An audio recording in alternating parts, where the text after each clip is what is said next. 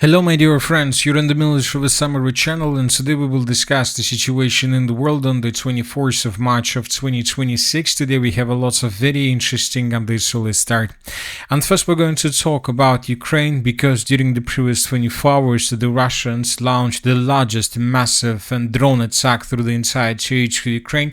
The Russians launched two waves of attack, dealing significant damage to objects of military infrastructure and energy infrastructure as well. So let's discuss everything in details, and as we discussed during the previous video, everything started from the northern parts of the Russian Federation. Once again, yesterday in the evening, these pictures were published, and here we can see that the Russians launched something from the Plesetsk Cosmodrome, and later we received this video where we can see that the Russians yesterday launched something like an analog of the Starlink system, and it seems that the Russians during the previous 24 hours were testing this system, because right after the Russians launched first satellites, first vehicles in the space, the Russians began bombing and attacking the territory of Ukraine with a significant number of drones. So first the Russians launched the first wave of attacks. So this is the map that was published this morning, and here we can see the approximate routes of drones and missiles that the Russians were using to attack the territory of Ukraine. And telling the truth, when this attack finished, it seems that I thought that it seems that the Ukrainians managed to bring down almost everything that the Russians launched during the first wave of attack. The Russians, according to information we have, during the first wave of attack, used 426 air vehicles, including drones and missiles. So, and once again, according to even pro-Ukrainian sources, they managed to bring down 390 targets. And when talking about videos and different pictures, it seems that the Ukrainians destroyed almost everything, and that the Russians, as a result of the first wave of attack, haven't managed to deal any damage. And the pro-Ukrainian sources published this picture. The Minister of Defense of Ukraine published a picture, an article about the work of their air defense forces, and probably everybody from the Ukrainian side thought that that was the end, but that wasn't the end. Right after the Russians finished the first wave of attack, the Russians began bombing and attacking the territory of Ukraine once again, but this time using just drones. And this picture was published probably 5 or 6 hours later, more precisely during the evening of the 24th of March of 2026. And here we can see the routes of attacks during the largest wave of attack. The Minister of Defense of Ukraine this evening published that during this attack, the Russians used 556 drones. So if we summarize everything, during the morning attack, during the overnight attack, the Russians used 426 drones, and during the daily attack, the Russians used 556 drones. So altogether, the Russians, for the first time since the beginning of the conflict on the territory of Ukraine, used almost 1,000 vehicles, 1,000 missiles and drones together, dealing significant damage. Once again, as for the first wave of attack, I had the feeling that the Ukrainians most likely managed to bring down almost everything. Yes, there were explosions in the area of the city of Poltava, there were explosions around the city of Odessa. Several drones managed to get the southwestern parts of Ukraine. There were explosions around the city of Kiev, but when talking about the second wave of attack, it seems that the Ukrainians haven't managed to bring down anything. It seems that the Russians attacked everything they wanted to attack, dealing significant damage. And as for the second wave of attack, we received lots of videos mainly from the western parts of Ukraine. For example, in this video we can see the city of Lvov, and here we can see how the Russians attacked almost the central part of the city with a drone. A very heavy explosion took place. Another video was published from the area of the city of Ivano-Frankovsk. Here we can see another explosion that took place in the southern parts of the city. We can see the consequences of attack. Another video was published from the area of the city by the name of Vinnytsia. Here we can see how Russians attacked attacked the office of SBU on the territory of the city of Vinnytsia. SBU is a special forces of Ukraine. So, and both during the first wave of attack and during the second wave of attack, the Russians were using not only satellites, not only probably newly let's say launched satellites, analog of the Starlink system. The Russians, it seems, were using equipment, very interesting equipment, and today I came to conclusion that most likely the Russians installed this equipment at very interesting places. So once again, this is the first wave of attack, and as you can see, lots of drones were moving along the border between Ukraine and Moldova and the Transnistria. So these drones were flying along the border, and then these drones managed to get to the most southwestern part of Ukraine, and they were flying over the city of Ivano-Frankovsk, probably searching for targets, searching for buildings, objects of military infrastructure to attack them. Then the Russians launched missiles that most likely during the first wave attack, those missiles were brought down somewhere in the area of the city of Vinnytsia. But during the second wave of attack, the Russians managed to break through Ukraine's defense and to attack the cities of Ivano-Frankovsk, Lviv, Ternopil with a significant number of drones. Another important thing, once again, the routes of attack. So, for example, here we can see how the second wave of attack was developing during the day. As you can see, lots of drones were flying along the border with the Republic of Belarus from the north, and when talking about the southern attack, lots of drones were flying along the border with Moldova. So the thing is that the Russians are using both the territories of the Republic of Belarus and the Republic of Moldova, not the Republic of Moldova, but Transnistria, to establish special equipment.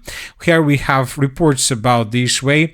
We have that the General Staff of Ukraine informed Zelensky that Russia plans to deploy new ground control stations for drones in occupied territories and allegedly in Belarus. That was stated by the General Staff. So the logic is very simple. The Russians are establishing something like special equipment along the border with the Republic of Belarus, and using this equipment, the Russians are able to stabilize the signal between drones and headquarters of the armed force of the Russian Federation. And using this equipment, the Russians are able to control the drones. But the main problem is that the Russians need to stick as close as possible to the border, let's say, between the Republic of Belarus and Ukraine itself. And if they're able to save the distance between drones and this equipment, then the Russians can control the drones almost till the most western parts of Ukraine. So, and something like this happened during the previous 24 hours. So this is the first wave of attack. Most of the drones were flying along the border, and during the second wave of attack, we can see the same situation. The drones were flying along the border, and the problem is that the Ukrainians are not able to do anything with this equipment installed on the territory of the Republic of Belarus, because if they attack, this is going to be something like a declaration of war.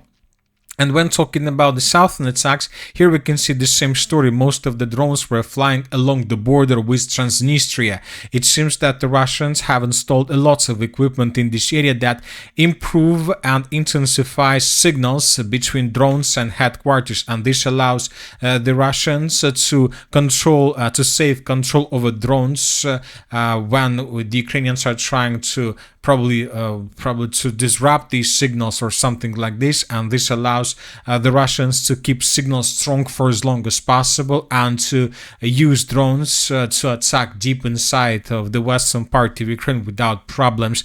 Probably when drones are leaving the territory of signal, the Russians lose control of the drones themselves. But it seems that for this reason, to save control, to save strong control, the Russians most likely began using new satellites that they launched yesterday in the evening. The question is how often, after the Russians launch these satellites, how often the Russians are able to carry out these massive attacks to the territory of Ukraine using 1,000 of drones a day. It seems that now the Russians will be able to do this every time the satellites are flying over the territory of Ukraine, and when the Russians have the best quality signal. Of course, in time time, the Russians will improve the number of satellites over the Earth on the orbits of our planet, and the more the Russians send drones in the space, the better a signal they will have, and more often they will be able to attack the territory of Ukraine. So this is the situation, and telling the truth, it seems that this is something like a turning point in the conflict, because as you can see, the Russian drones during the second wave of attack managed to hit almost everything they wanted without any problems from the Ukrainian side. Either the Ukrainians haven't managed to bring additional missiles or air defense forces, or the Ukrainians didn't expect that the Russians are going to launch two waves of attack, because when talking about the conflict, this is the first time when the Russians used two waves of attacks during a day, and it seems that the Ukrainians basically weren't prepared for the second wave of attack. The first one they managed to repel, it seems, or to minimize the damage from the Russian side, but when talking about the second wave of attack, basically the Ukrainians, it seems that they didn't have anything, for example, for air defense purposes. As for the Minister of Defense of Ukraine, they are saying that they managed to destroy 541 drones, but it seems that the numbers are wrong. Anyway, let's wait and see what is going to happen next, whether the Russians are going to attack Ukraine tomorrow or not. Maybe yes, maybe not. Another important thing was published today by pro-Ukrainian sources is that the Russians are going to develop their drones. The Ukrainians during the previous days managed to improve their air defense forces significantly, because their anti-drones can bring down most of the Russian models of drones of Grand type. So that's because the anti-drones of Ukraine are flying with a speed of 300 kilometers per hour, and the Russians are testing the reactive Grand 5 drones amid to reach speed of 400 kilometers, and rocket drones capable of flying 500-600 kilometers per hour. If the Russians are able to create these types of drones, then the anti-drones of the armored forces of Ukraine will be completely useless. Another important thing that signals that something changed in the conflict between the Russian Federation and Ukraine is the statement that was made by the representative of the Russian Federation in the United Nations organization. He said that Nebenzia said that Kiev is not ready for diplomacy, so it will soon face new settlement conditions, says Nebenzia.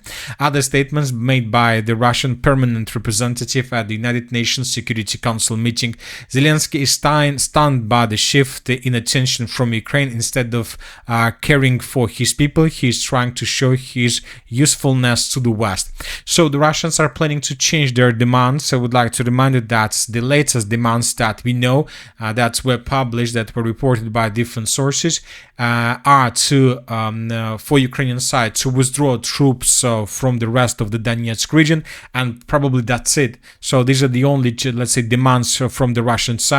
But due to the statement, due to the fact that the Russians began creating their own internet communication and signal satellites on the orbit, and due to the fact that the Russians continue improving their drones, it seems that the Russians will change their demands, and they will significantly differs from the current demands. Most likely the Russians will demand also the rest of the Zaporozhye region and maybe something else. But according to information we have, Zelensky is not going to give up. Peace is cancelled. Zelensky is preparing a 3-year plan for work under wartime conditions. First deputy head of the Servant of the People faction stated that we'll be responsible for developing the Rada's work plan. We need to prepare a plan for existence of the current parliament for another 1, 2 or 3 years. Andrei Molovets is working on this. So we see that the conflict will continue, and this conflict won't finish in 2026.